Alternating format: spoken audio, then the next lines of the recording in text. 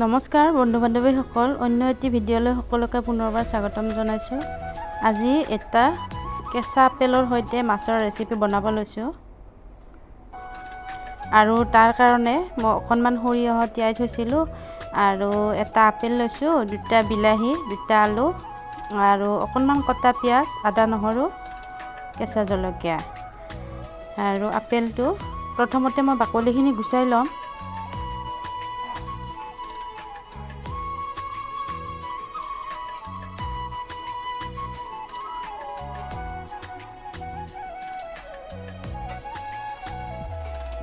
আৰু বাকলি গুচাই ল'লোঁ আৰু বিলাহীখিনি কাটি লৈছোঁ সৰু সৰুকৈ, আলুখিনি আৰু বিলাহীখিনি, আৰু এইফালে সৰিয়হখিনি আদা নহৰুৰ সৈতে পেষ্ট বনাই লৈছোঁ।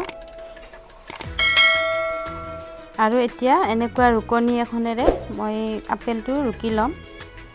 আৰু আপেল আৰু বিলাহীখিনি একেলগে পেষ্ট বনাই ল'বও পাৰি, কিন্তু মই এনেকুৱা হৈ থাকিলে ভাল পাওঁ। ইমান টুকুৰা টুকুৰ হৈ থাকিলে ভাল লাগে, সেইকাৰণে এনেকৈ ৰাখিছোঁ। আৰু এইফালে গেছত কেৰাহী উঠাই দিছোঁ আৰু কেৰাহীটো গৰম হোৱাত মিঠাতেল দি দিলোঁ, শুকান জলকীয়া এটা দিছোঁ আৰু অকণ পিঁয়াজখিনি দিছোঁ। আমাৰ ঘৰত যিহেতুকে জ্বলা কমকৈ খায়, সেইকাৰণে অকণমান কমকৈ দিছোঁ জ্বলা। আৰু কেঁচা জলকীয়াটো দুটা দিয়াই আছে।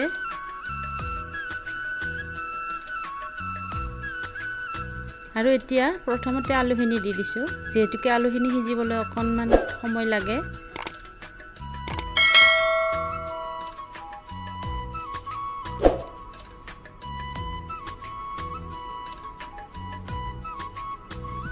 আৰু ইয়াত আন্দাজমতে নিমখ আৰু হালধি দিলোঁ।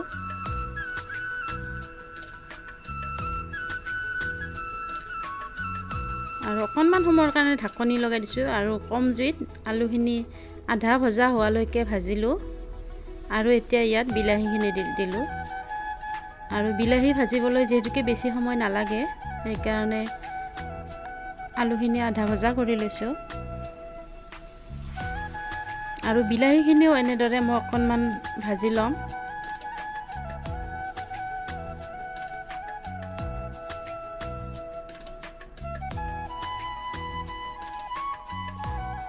আৰু বিলাহীখিনিও ধুনীয়াকৈ ভজা হৈ গৈছে, গলি গৈছে। আৰু এতিয়া ৰুকি লোৱা আপেলখিনি দি দিছোঁ।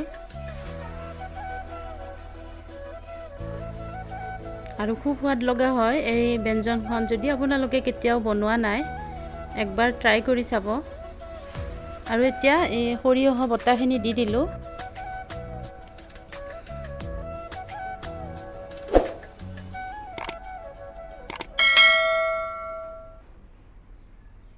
অকণমান ভাজ খাবলৈ দিম, যাতে আদা নহৰুখিনি ধুনীয়াকৈ ভজা যায়।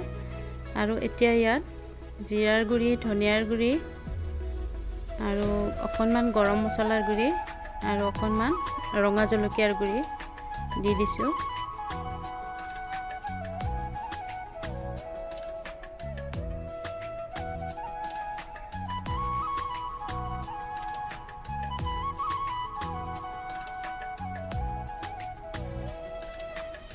আৰু এই মিক্সিৰ যিখিনি লাগি আছিলে সৰিয়হ, সেইখিনি আওখালি পানী দি দিছোঁ।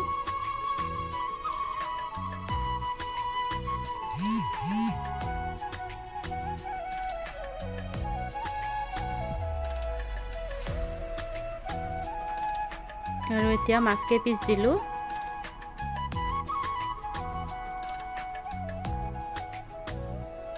আৰু খুব ধুনীয়াকৈ উতলিবলৈ দিম।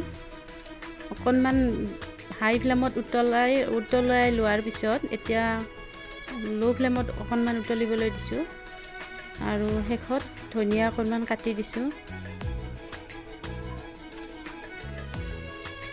আৰু খুব সোৱাদ লগা হৈছিলে আঞ্জাখন।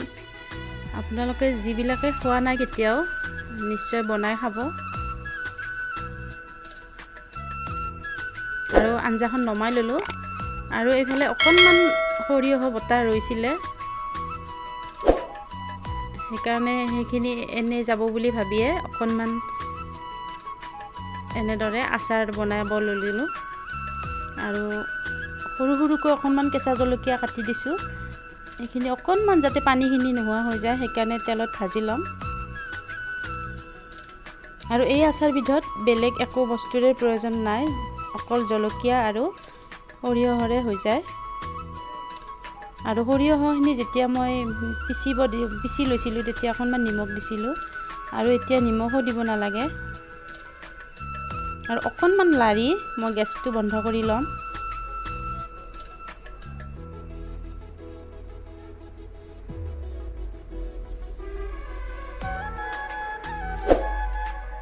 আৰু হৈয়ে গৈছে আচাৰখিনি, গেছটো বন্ধ কৰি দিলোঁ।